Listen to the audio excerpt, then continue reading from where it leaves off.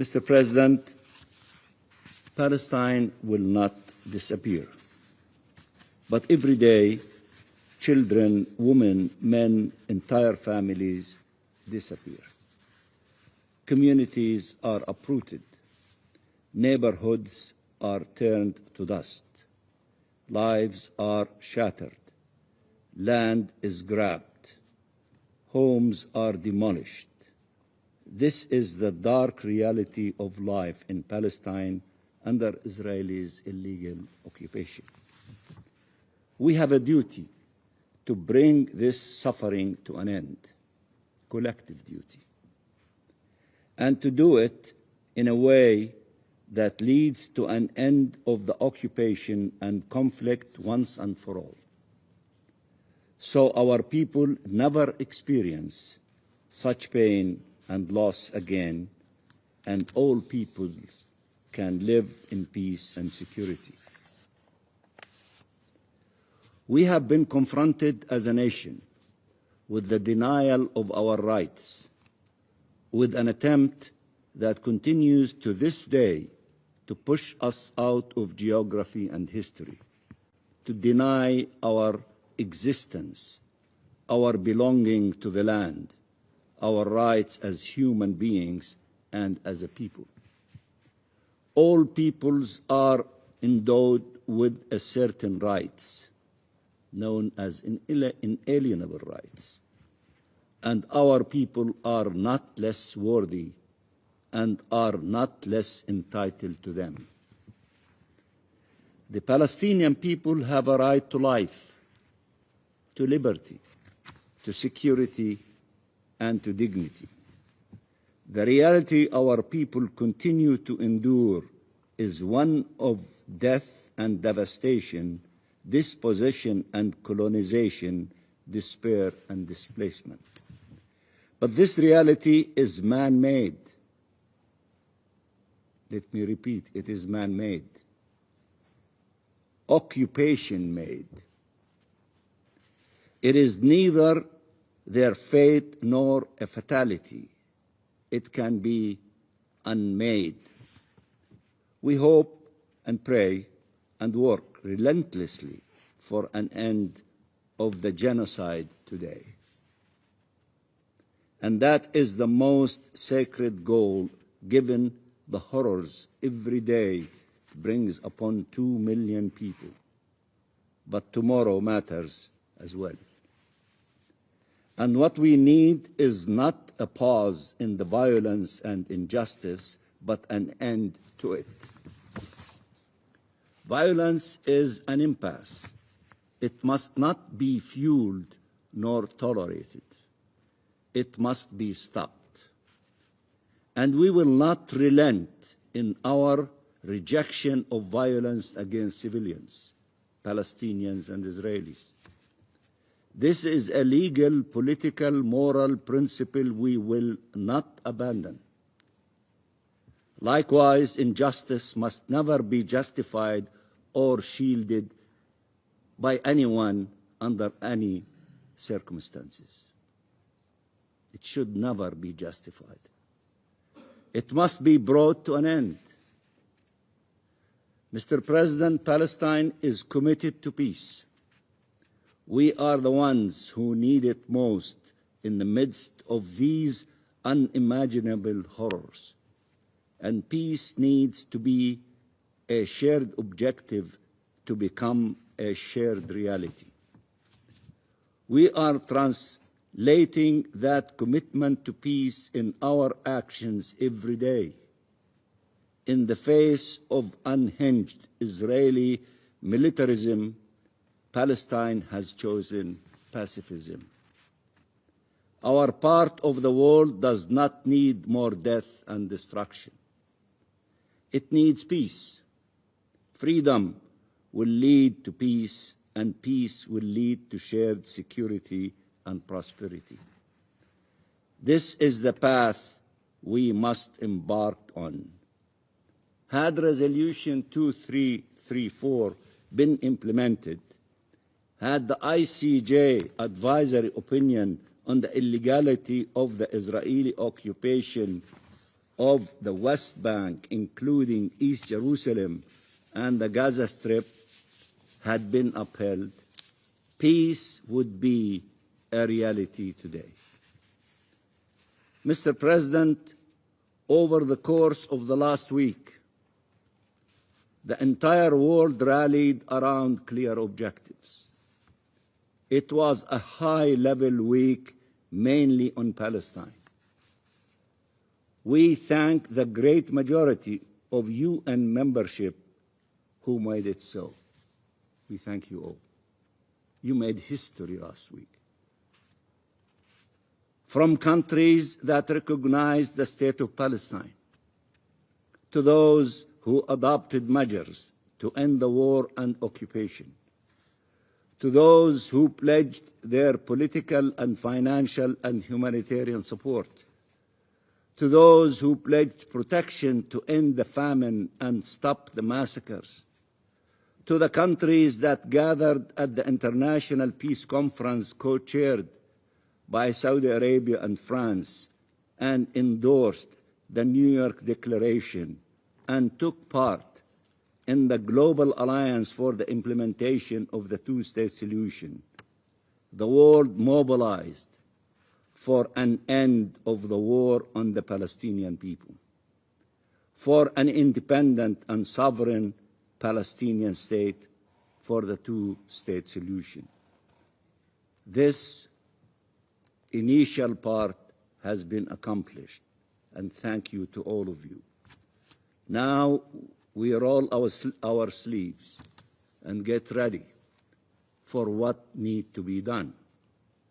We have a historic document, the New York Declaration and the Annex, and we have a leadership structure led by Saudi Arabia and France and 17 other important countries from all the continents, from the Arab nations, from the OIC, from Africa, from Asia, from the Europeans, from North and South America. We have the structure, we have the roadmap, we need the full implementation. And we have the 142 countries that endorsed it. We need to make it a reality. All of it in totality. All of it in totality, because it addresses all important and sensitive issues to all of us and to the two parties. So the time and the new journey for the implementation is just beginning. The world mobilized for peace. President Trump assembled leaders from the region to push for an end of the war and to advance peace, to stop the bloodshed, to release the hostages and prisoners, to end the famine, to bring peace. President Trump also expressed clear rejection of annexation, which we welcome. We reiterate Palestine's readiness to work with President Trump and the U.S. administration, with Saudi Arabia and regional actors, with European partners and the members of this distinguished Security Council, with the entire international community. We do not want to leave anyone behind that can contribute in a positive way for the accomplishment of the two-state solution. In the pursuit of these objectives, of the independence of the State of Palestine, the realization of the rights of our people, and just and lasting peace in our region. To work together for shared peace, shared security, and shared prosperity. The decisions we make today will determine the fate of the peoples of the region for generations to come and the face of the Middle East for decades. Let us not delay a single minute more in doing what is necessary for this just peace to replace the unbearable reality of today. We owe peace to those who have endured in their flesh the scourge of war. Let us not fail those who can still save. Thank you, Mr. President. Mr. President, we have just come through a week of speeches, theater, and spectacle. Now it is a time to step away from the stage and face reality. Prime Minister Netanyahu, as we speak, is meeting President Trump in order to discuss regional issues with a clear mission to bring our hostages home and make sure that Hamas can never again threaten Israel or exploit the people of Gaza. Mr. President, despite threats from Hamas, more than 80% of Gaza City's population has moved south, while our forces continue to dismantle terrorist strongholds. Humanitarian aid efforts continue with the support of different agencies and NGOs. The Mawasi area can accommodate those coming from the north, and on average, 250 to 300 aid trucks are unloaded in Gaza each day. Council members, picture this. Men sit in the dark, machinery hums, sparks fly, steel pipes are cut and pieces are fitted together. They are not making furniture, they are not building machines, they are not shaping tools, they are building rockets. Weapons aimed at families, schools and cities. Dozens of parts, 2 already assembled, pointing toward an Israeli town, explosives ready to be packed. Imagine our forces that move in just in time, seizing the site and dismantling the rockets just minutes before they could be fired. Do you know where this happened? Do you know when? In Gaza? In Yemen? In Lebanon? No, not Gaza, not Yemen, not Lebanon. It happened in Judea and Samaria, just last week, in a village near Ramallah. Only days later, another rocket was found near Tulkarem, another city in Judea and Samaria. It was so unstable that bomb disposal teams had to neutralize it. Let me paint a clearer picture. That first workshop was only 12.5 miles from Jerusalem. That is about the same distance as from the Eiffel Tower to the Palace of Versailles. The rocket near Tulkarem was only about 15 miles from the city of Netanya on Israel's coast, a similar distance to that between central London and Heathrow Airport. These are not far-off threats. They are weapons built within minutes of Israeli towns and cities, hidden workshops of death right on our doorstep. The same methods began in Gaza 20 years ago. It started exactly like that. Small workshops turned out rockets, and many chose to look away. But we know what happened. Those rockets multiplied into thousands, raining down on Israeli towns for years. We have learned the cost of failing to eradicate terror immediately at its source. That same danger now rises in Judea and Samaria, workshops preparing rockets and weapons just miles from our cities. Council members, you can bury your head in the sand or you can confront it. Israel does not have the luxury of ignoring it. We will confront terror. Those who turned a blind eye to Gaza 2 decades ago now see the results. We will not repeat that mistake in Judea and Samaria. Neither should this council. The terror threat in Judea and Samaria is real and imminent. These terror networks put Israeli lives directly at risk.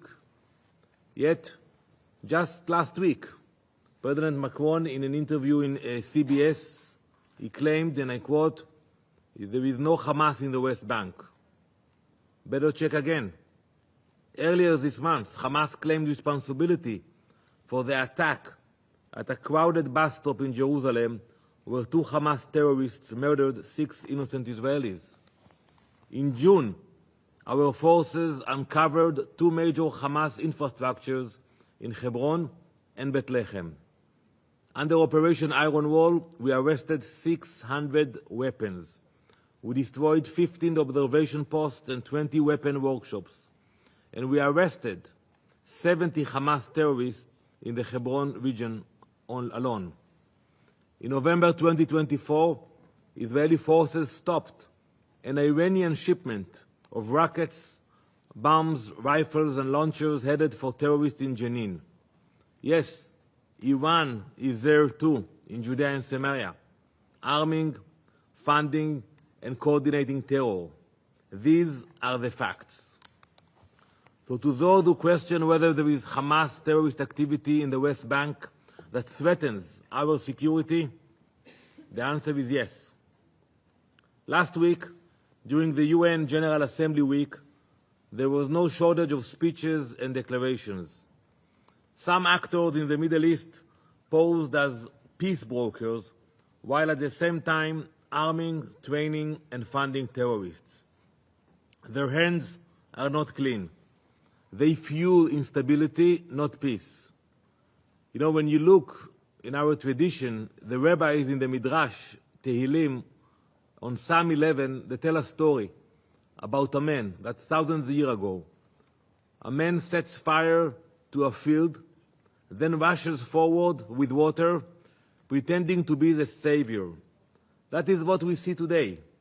Those who light the match, then step onto the stage to present themselves as peacemaker. Exactly the same. Hypocrisy, dressed as virtue. And what feeds that fire? The absence of leadership. The Palestinian Authority has not governed. It has not led. The Palestinian Authority has filled textbooks with hatred, glorified violence in public squares, and incentivized terror through its pay-to-slay policy. Let me be clear about what this policy means. You heard it a lot, pay-to-slay. What exactly it means? For more than a decade, the Palestinian Authority has paid monthly stipends, not only to terrorists in prison, but also to their families and to the families of suicide bombers. The rule is simple. The more deadly the attack, the higher the payment. And yes, even the terrorists who carried out the October 7th massacre are eligible for payments. This is not social welfare. It is blood money. It rewards murder. It sustains terror. And it is not small. It is not one case or one incident. It's a policy. This policy consumes about 8% of the Palestinian Authority's entire budget. 8%. That is more than $300 million every year. Mr. President, to put that into perspective, the same share, the same ratio would be in Russia over $30 billion a year. In South Korea, $40 billion. And more than $500 billion in the US. This is inconceivable. It is indefensible. You cannot imagine it. You cannot apprehend it. Spending hundreds of millions on this policy. This money should have gone to schools and hospitals. Instead, it goes to salaries for killers. Last week, in his message to the General Assembly, President Abbas claimed that this policy has been, and I quote, reformed. But this is the PA's pattern. Promise after promise after promise, and never deliver. In practice, nothing has changed. What is worse, speaking in Arabic to his own people, President Abbas promised Exactly the opposite. He promised them nothing will change. In his own words, spoken recently in Arabic at a meeting of the Fatah Revolutionary Council, he said, and I quote, that's a direct quote, "Even if we have only 1 penny left, it is for the prisoners and martyrs. They must receive everything as it was in the past, and they are more precious than all of us." So I ask, which is the real Abbas? The one who speaks to this council, to the General Assembly, about reforms, or the one who tells his people in Arabic that every last penny will go to terrorists and their families? Enough with the lies. Stop the payments, not in words, but with actions. What is needed is real leadership. Leadership that does not avoid elections for almost 2 decades. Leadership that serves its people, not itself. Leadership brave enough to confront extremists.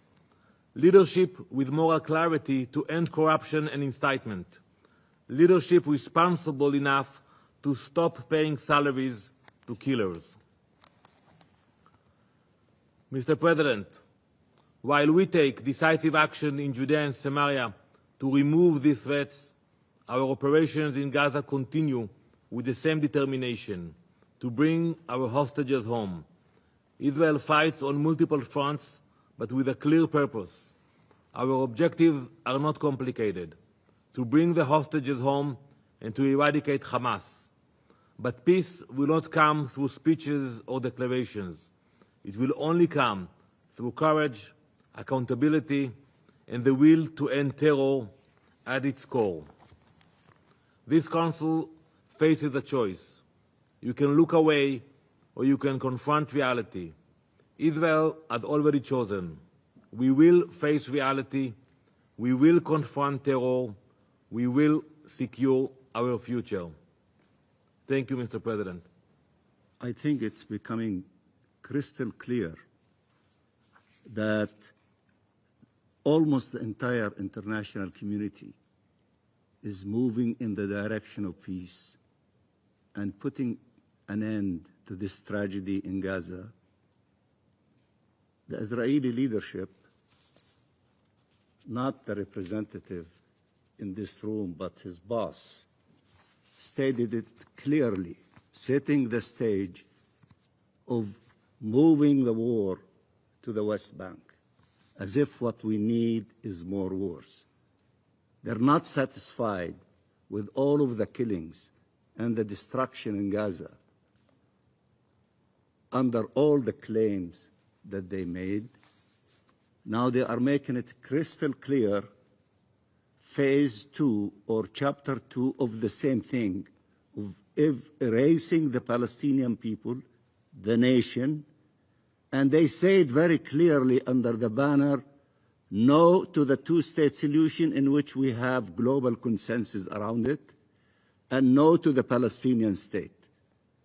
So this statement here and the one in the General Assembly Friday is the beginning of having more wars if the ceasefire to be forced on them by all of us, which might be the case in few days.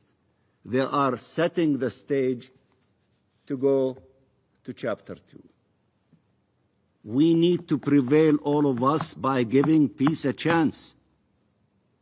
We do not need to see the repetition of what happened against our people in the Gaza Strip to be in the West Bank. When will the Israeli leaders show leadership and move in the direction for peace?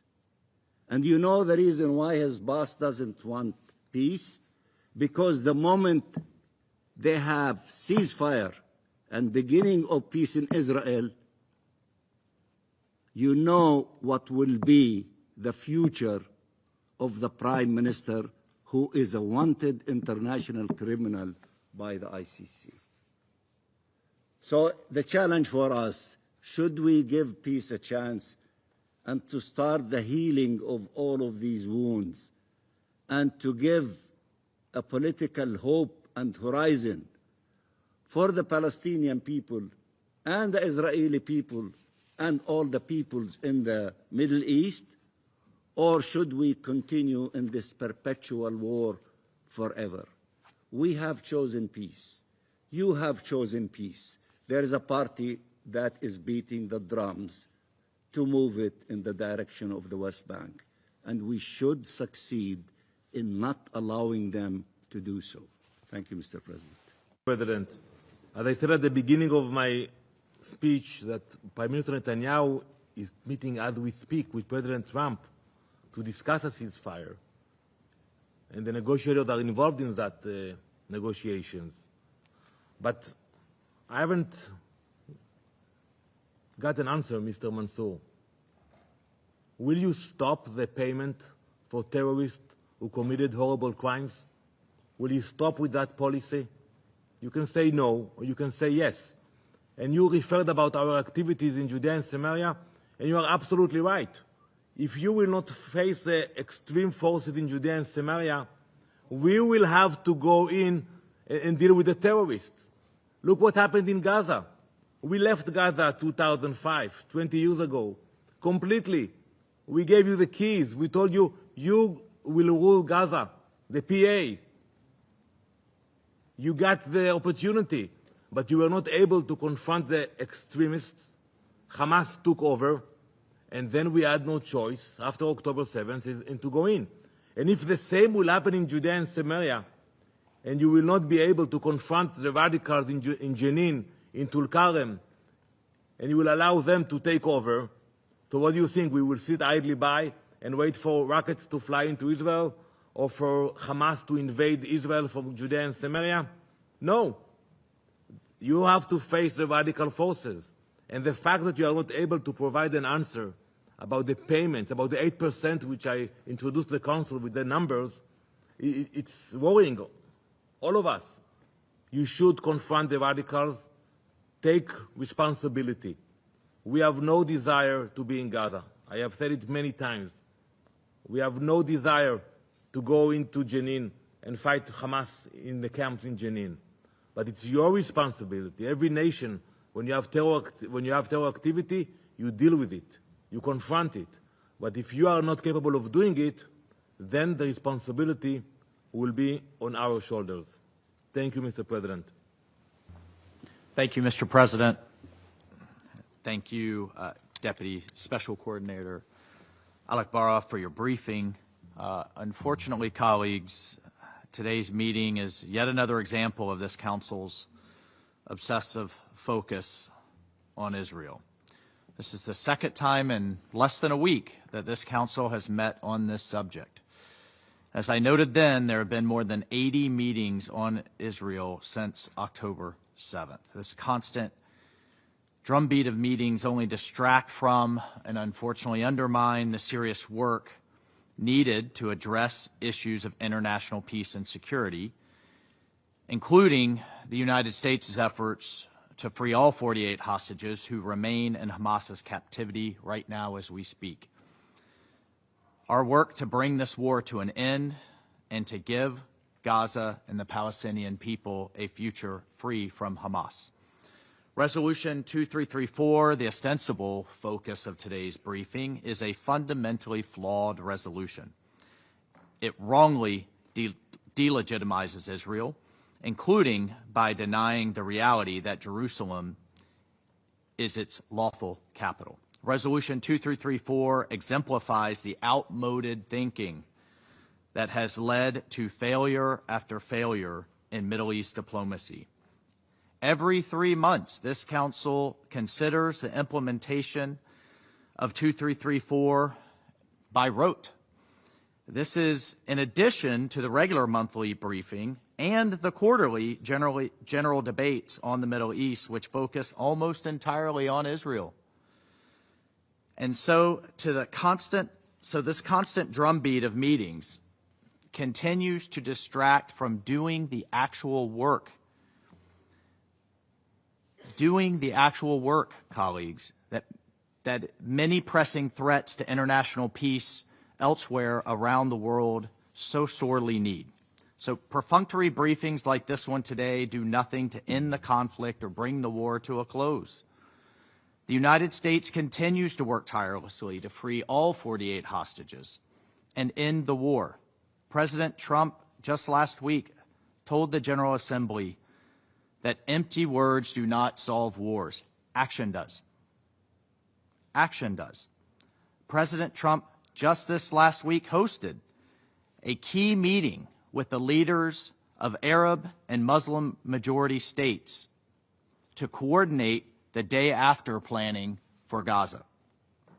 Not only is he putting real plans on the table to end the war and free the hostages and stop the suffering, but he's already putting plans forward for the day after to make sure this never happens again. We cannot repeat ourselves. We cannot. The definition of insanity is to continue to repeat this year after year. Colleagues, if we want to end the war, we need to place accountability where it belongs, with the terrorist organization known as Hamas. The United Nations has yet to designate Hamas as a terrorist organization, even as it holds 48 hostages in horrific conditions, which will include, by the way, the remains of 2 American citizens, Itachin and Omar Nutra.